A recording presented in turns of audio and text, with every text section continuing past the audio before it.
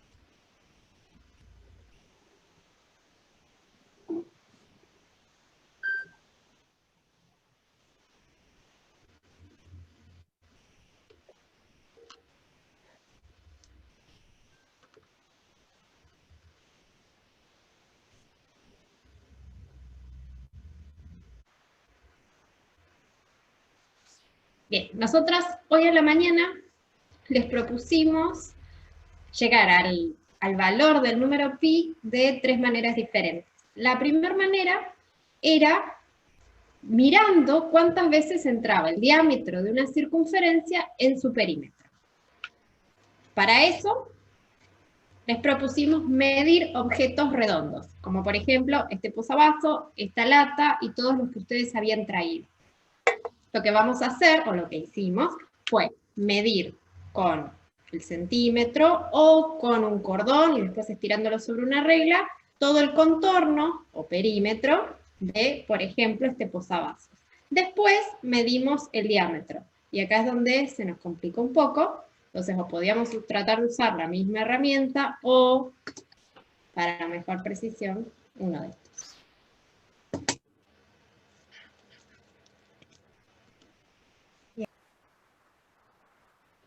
Lo que estamos viendo ahora son todas las mediciones que hicieron ustedes a la mañana en distintos objetos. En la primera columna aparecen las longitudes de los objetos redondos que estaban midiendo y a continuación, ahí al costado, están los diámetros. En la tercera columna lo que hicimos fue el cociente de esta longitud y el diámetro. Lo que obtuvimos es cuántas veces, o aproximadamente cuántas veces, entró el diámetro en la longitud. Y si observamos los resultados que tuvimos, bueno, algunos están bastante más cerca que otros que a pi.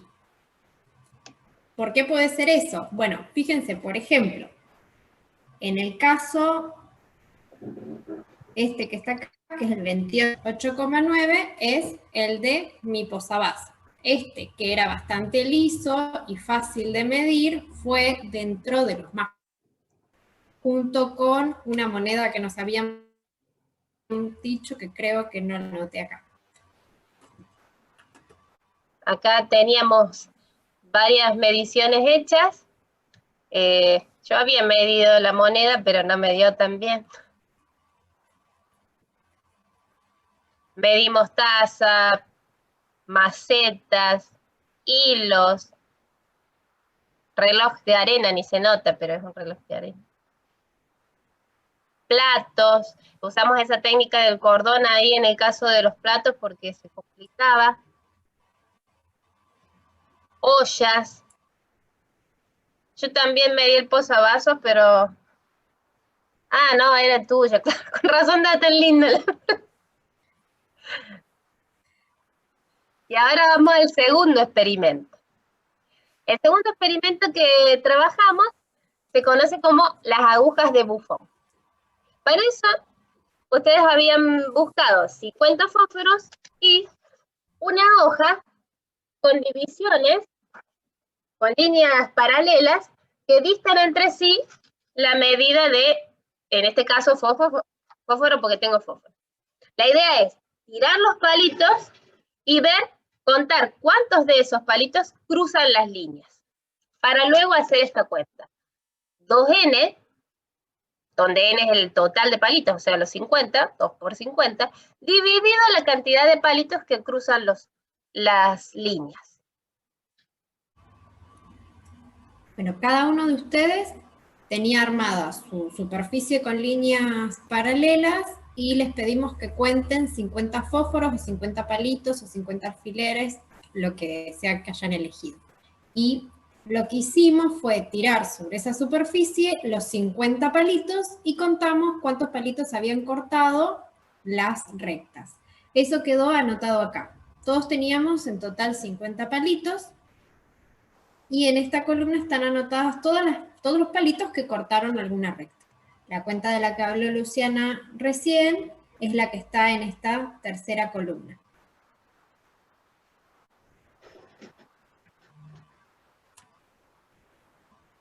Bueno, nosotros también habíamos hecho la tarea, habíamos hecho el experimento, nos fijamos cuántos fósforos cruzaban las líneas. En ese caso lo estoy tapando, pero... Ah, no, porque no dice. Hicimos la tarea a medias. Por ejemplo, en este, contamos que 27 fósforos cortaron las líneas paralelas. Después, 23. En ese me dio 22. Ahí me ven contando la primera vez, por eso estaba contenta. Tenía 56. La segunda... En este caso tiraste 100 palitos. Claro, por eso no daba más, o sea, y 56 habían cruzado. En este eran 46, la tuve un poquito más liviana. Y ya esta fue fatal, 66, ya la cintura no me daba más, así que los otros fueron tiradas nomás. Chau, no contamos nada. Pero en todos esos casos, hicimos esa cuenta, 2n, el doble del total de palitos sobre la cantidad de palitos que cruzaban las líneas. Y vimos que ese cociente se aproximaba al número pi. ¿Por qué era la pregunta? Como vieron en la presentación al principio, cuando empezamos a hacer este experimento, el título decía las agujas de Buffon. Este problema se llama así en honor al conde de Buffon, que dijo, allá por el 1700, que se podía hallar el valor de pi si conocíamos el número de agujas que cortaban una línea si se arrojaban un montón de agujas sobre una superficie con líneas paralelas a una distancia dada. Entonces, lo que él al final nos estaba diciendo es esto que encontramos nosotros acá. Para él, la probabilidad de que una de las agujas corte una de las líneas era de 2 sobre pi. Ahora, si nosotros miramos y despejamos pi de acá, pi resulta como el cociente de 2 sobre esa probabilidad. Y si pensamos la probabilidad como casos favorables sobre casos posibles, entonces P va a ser la cantidad de agujas que cortaron líneas, para nosotros N', sobre la cantidad total de agujas, para nosotros N. Entonces podemos reescribir P como el cociente N' sobre N, y si acomodamos todo, nos da la cuenta que estábamos haciendo recién, y que a nosotros no nos dio exactamente pi, pero en varios de los casos nos dio casi pi.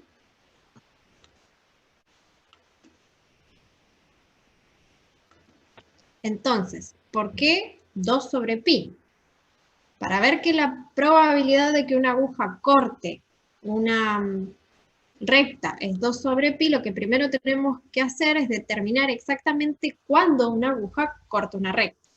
Entonces, lo que pueden ver acá son 2 rectas paralelas y 2 casos posibles: que la aguja no corte o que la aguja corte alguna de las rectas.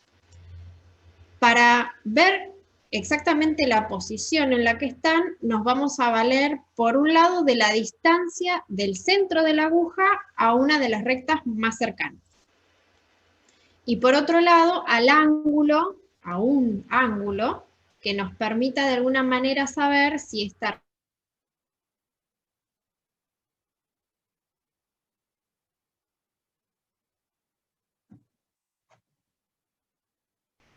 Sí.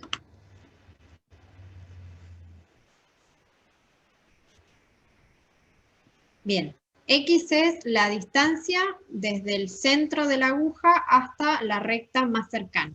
Eso es lo que llamo X. La pregunta es, ¿de cuánto varía X? Si la aguja, si justo el centro de la aguja cae sobre la recta, entonces X va a valer 0.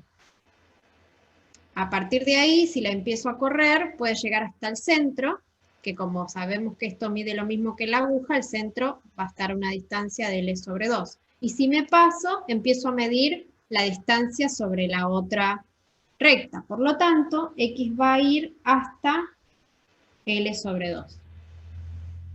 Ahora, para saber la posición respecto a la inclinación de la aguja, lo que vamos a mirar es el ángulo que forma la aguja con respecto a la recta que está cortando o a la que tiene más cerca.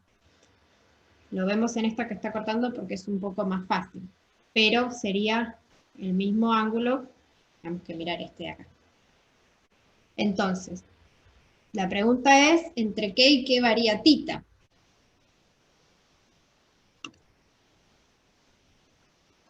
Para visualizar mejor cómo varía tita, podemos ver el caso en el que el centro de la aguja está justo sobre la recta que corta. Entonces el angulito sería este, y si ahora pensamos, bueno, esta aguja puede estar en esta posición y girar completamente hasta quedar en la misma posición. Por lo tanto, tita va a ir desde 0 hasta pi.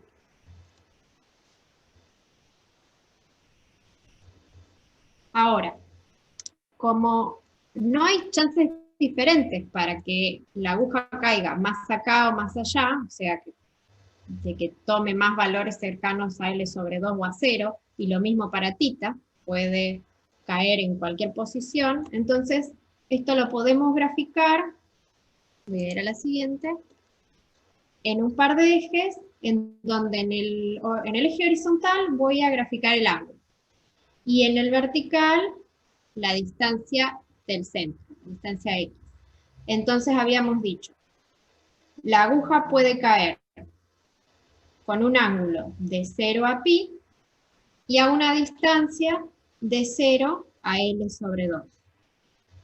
Entonces, cualquier punto que esté dentro de este rectángulo representa la posición de una de las agujas. Entonces, en este rectángulo sombreado tengo todos los casos posibles, o sea, todos los casos o todas las formas distintas en que la aguja puede caer sobre las líneas o sobre el papel, pero no en las líneas. La pregunta ahora son los favorables. Entonces, ¿cuáles van a ser los casos favorables? Los casos en los que la aguja sí corte a alguna de las líneas. Entonces, la pregunta es, ¿cuándo corta? Una aguja va a cortar, si miramos en el dibujo que tenemos acá al costado, va a cortar cuando esté a una distancia X, que es la que... y forme un ángulo θ, pero además, lo que tiene que suceder es que esta distancia del centro de la aguja a la línea que corta no puede ser más grande que la mitad de la aguja. Si fuera más grande que la mitad de la aguja, entonces no la cortaría. Que es, por ejemplo, el caso este de acá. ¿Está bien? Sí. Entonces, esta distancia, que la voy a llamar h, porque es la hipotenusa del triangulito de rectangulito que quedó acá, no puede ser más grande, o tiene que ser más chica, que L sobre 2, que es la mitad de la longitud de la aguja. Bien, entonces, ¿quién es H? H va a ser X sobre el seno de θ. Y esto es, a su vez, menor que L sobre 2. Por lo tanto, como θ es positivo, como el seno de θ es positivo, entonces X tiene que ser menor a L sobre 2 por el seno de θ. ¿Está bien? Entonces, lo que puedo hacer ahora es esto, graficarlo acá. Si graficamos L sobre 2 por el seno de θ, si lo hacen después en un graficador, va a ver que cae justito. Esto va a ser una cosa, a ver si me sale. Bueno, más o menos. Bastante bien. Una cosa así. Pensé que me iba a salir peor. Entonces, debería haberla hecha punteada, pero la idea ¿cuál es ahora? Aquellas agujas que sí corten una de las líneas, las voy a representar en este plano con los puntos que estén debajo de esa curva. ¿Está bien? Cualquiera de estos casos va a representar una aguja que sí corta. Cualquiera de los casos que esté acá afuera va a representar una aguja que no corta. ¿Está bien? Entonces, todos los que estén debajo de la curva que acabamos de dibujar son los casos favorables. Ahora, P, a ver si me alcanza acá. ¿Me alcanzará? No, no. Sí. Dale. Bueno, entonces dijimos, P va a ser casos favorables sobre casos posibles. Los casos posibles son todos los que están en el rectángulo, eso es fácil. Es pi por L sobre 2. Y los casos favorables van a ser los que estén debajo de esta curva, o sea, van a ser el área esta que pinté de anaranjado o algo por el estilo. ¿Está bien? Ese área la vamos a conseguir haciendo la integral entre 0 y pi de L sobre 2 por el seno de θ. Bueno, ¿está bien? La integral esta da L y por lo tanto el cociente nos da 2 sobre pi, que era la probabilidad que estábamos buscando.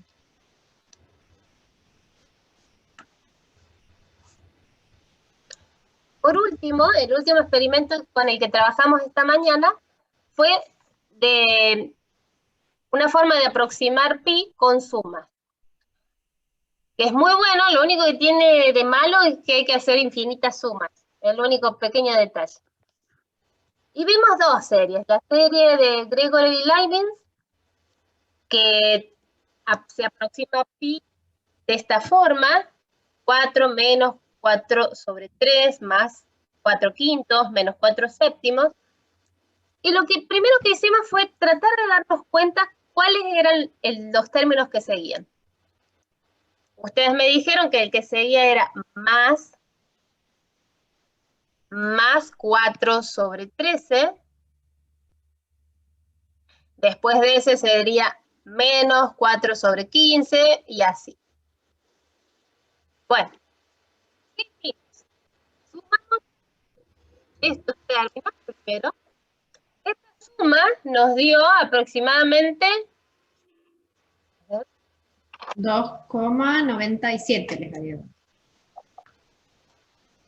Y le sigue dando. Sí, bueno, creería que ahora a la tarde va a seguir dando igual. Cuando le agregamos este otro término, nos dio un poquito mejor. Nos dio 3,28. Agregamos uno más. Y ahí dio 3,01. Y debe seguir, no me acuerdo. Pero la verdad que es súper lenta esta serie para converger a pi. Recién después de 300 términos obtenemos una aproximación en 2 decimales, así que falta rato, ni vamos a llegar más haciendo así. Pero con la otra serie, con la serie de Nila Canta, fue mucho más rápido. Primero lo que hicimos, de nuevo, es tratar de identificar cuál sería el término que seguía. Tengo 3 más 4 sobre 2, 3, 4, menos 4 sobre 4, 5, 6. Bueno, y lo identificaron rápido. Me dijeron que el término que seguía, a ver, voy a subir un poquito, era menos 4 sobre 12 por 13 por 14. Bien, y también hicimos las sumas. Primero sumamos hasta aquí. Esa suma nos había dado, ¿lo tenés por ahí? 3,13, sí, 3,13. Claro. Agregamos uno más, este que estaba, y ahí nos dio. Y ahí había dado 3,1427. Re buena. Una más. Ah, no y sé. con ese último había dado 3,1408. O sea que es una serie que converge a pi, pero mucho más rápido que la anterior. Les vamos a pasar los archivos de GeoGebra, donde pueden ver dibujada la serie, y qué rápido que converge. La de Leibniz, si la pueden llegar a abrir y ejecutar, sería bastante bueno. A veces tarda en mi computadora, se puede llegar a tildar. Pero la que vieron hoy a la mañana y la otra que yo no llegué a ver si vieron también.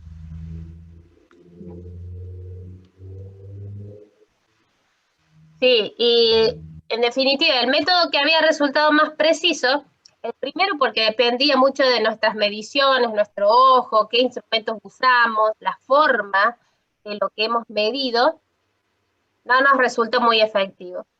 También el tema de tirar los palitos, también es una probabilidad. A veces va a dar más cerca, otras más lejos, pero las series de estas últimas, vimos que es bastante buena la aproximación, sobre todo esta última. Por eso queríamos dejarle también, así como estas cositas que estaban interesantes, queríamos compartirlas con ustedes, les dejamos 3 enlaces donde van a poder investigar muchas más curiosidades acerca de este número pi. Y con eso nos despedimos las dos para una próxima entrega. Muchas gracias por acompañarnos. Adiós.